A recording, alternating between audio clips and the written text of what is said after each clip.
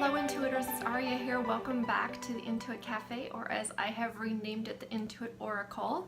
I am really excited to bring you another week's worth of readings by sign of the zodiac. I'll be diving right into that in a moment. This will be the same introduction on every video, so if you watch or cross-watch for your moon or rising or Venus signs, or for maybe that partner's sign, you can go ahead and skip forward to the start of the reading.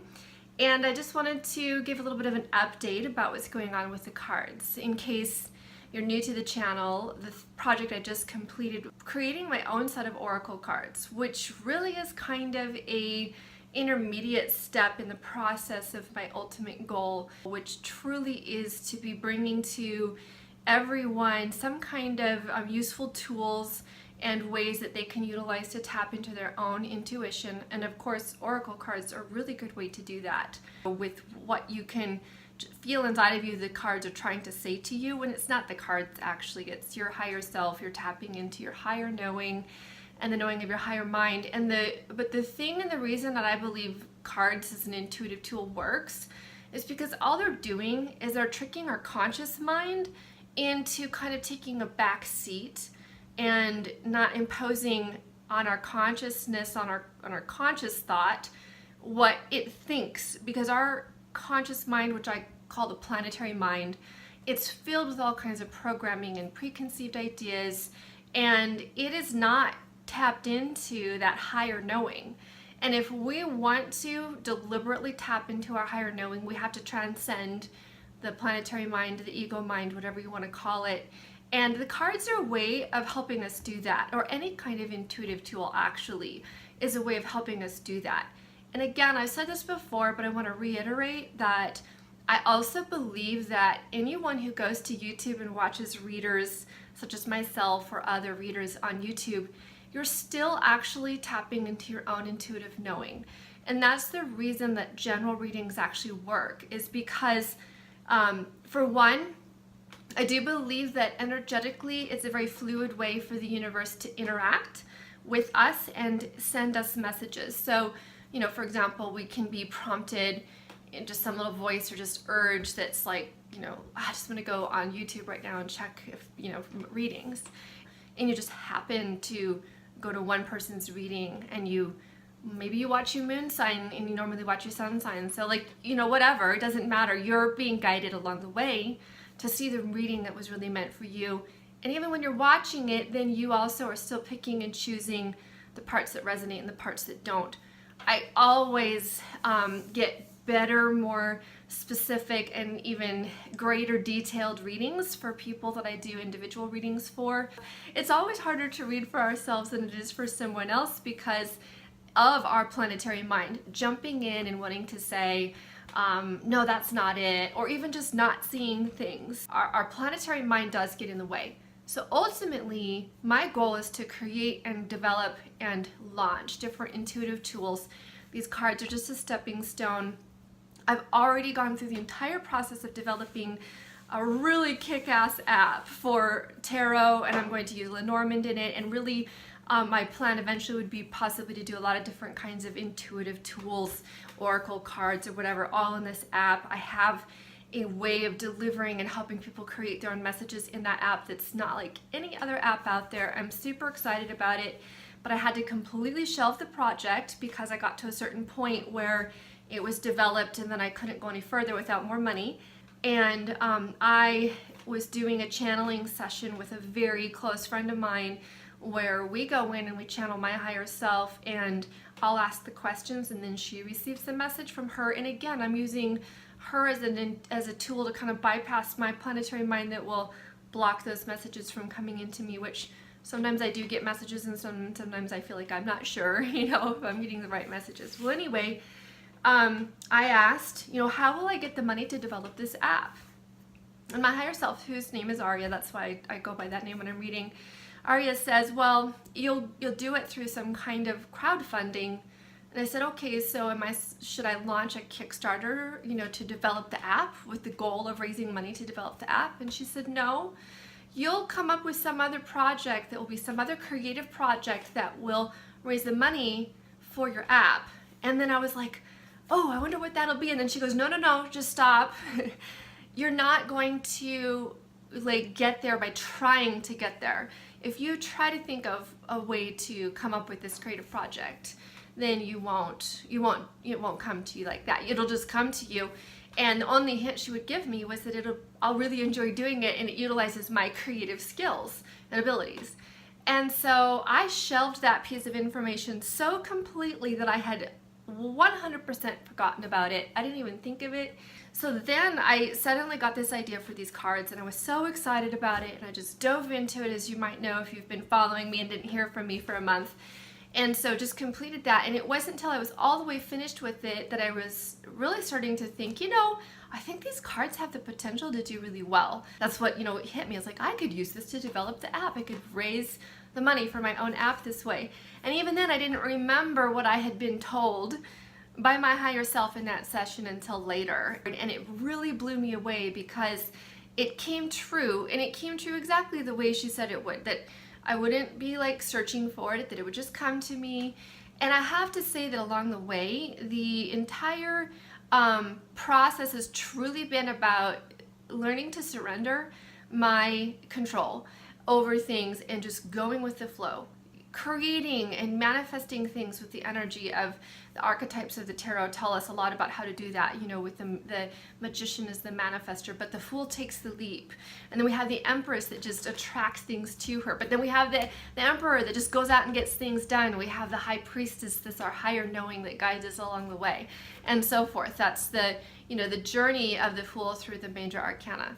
So that's really what this has been about. And when I'm going to continue to do readings on a weekly basis, because partly just as a gift to everybody who's following me already, and then I want to build a larger audience so that when I'm able to launch the app, we have a place to tell people about it.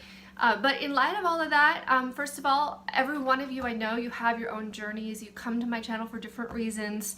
I do think from the feedback I get that most people are on kind of like some kind of divine love journey, awakening process, where you really realize that you're here on the planet for doing something extraordinary.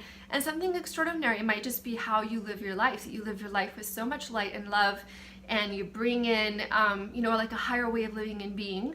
But along the way, I think we all kind of have this urge and this desire to create and make something that's above and beyond where everybody's kind of been at on this planet for so long. We really are trying to, we're not just trying to, we really are creating the higher dimensional living, which is where we're all headed. We're all headed into a higher frequency, where we're tuned into, our consciousness is tuned into our true divinity and the power of who we are as human beings, what we can really do and what we can really accomplish.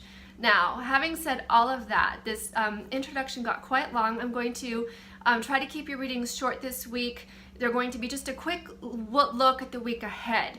Thank you guys so much for liking, subscribing, sharing my channel with others. And before I forget, the final thing is that my Kickstarter is doing really well. I'm at 70% funded, and I really would like to do about twice that many. If you are interested in these cards at all, please consider backing it. Share it with others if you know anybody else who might. And again, think about the fact that these cards are actually going to help bring in something else even bigger. So this is seed money to print a larger printing, which then will help me develop and publish the app. All right, so because of that, I'm going to have a special gift.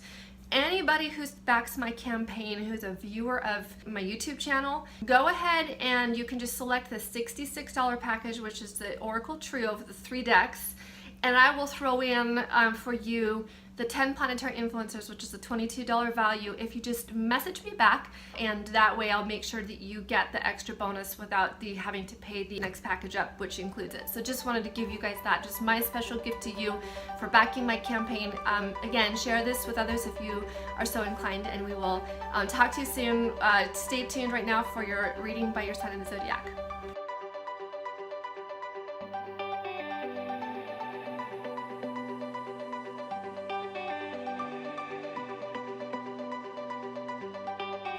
Hello Scorpio, my fellow Scorpios. I think it's really interesting. By the way, here I have a mistake on this card. I didn't realize. My daughter walked by. She's like, "Mom, why does it say Scorpio, Queen of Earth?"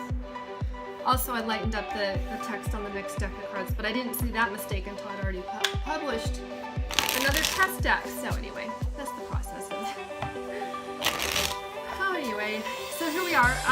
What I think is interesting is that I'm a Scorpio Sun, Pisces Moon, and I would say probably most of the viewers that I have right now are watching those two signs, and I don't think that I've ever said or done anything to try to like do better for the Scorpios and Pisces, but it's just interesting how we resonate.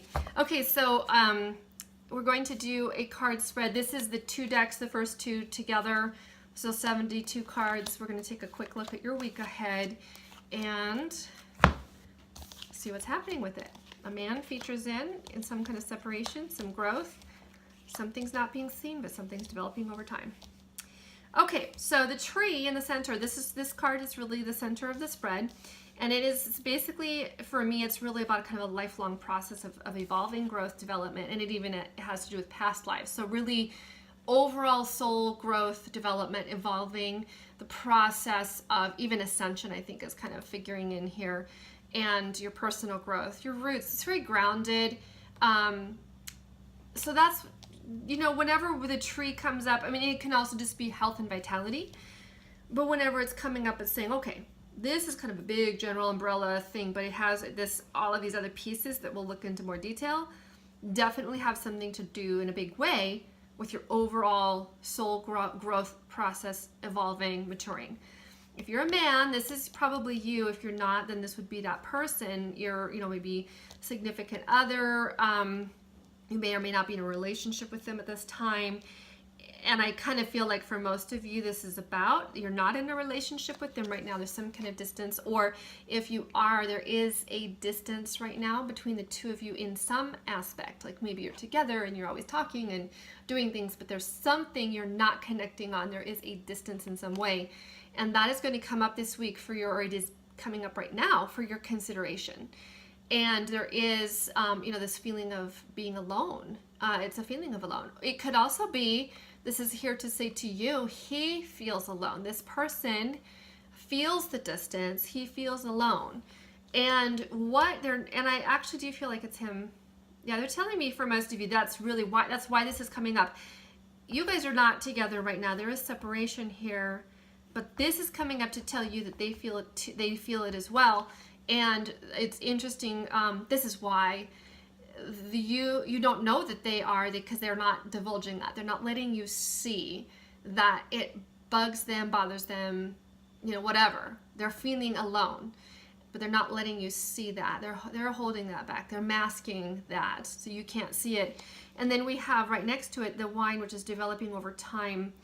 And so I feel like this is a feeling for them that develops over time and it grows over time. What I find is interesting here is that, now for some of you, if you are the man, this is really your spread, your reading. I'm not really seeing in here, okay, what does this have to do with Scorpio? What does it have to do with you and your week this week? So I actually feel prompted to pull a couple more cards. We're going to actually ask that question. What does this have to do with Scorpio? I'm going to pull 3 more cards. So take the next 3. Okay, wow. All right, so what we have here is the clock, which talks about time and perfect timing, and it is time. For me, the card is, you know, can talk about the passage of time, that things have taken time over time, or that things eventually occur.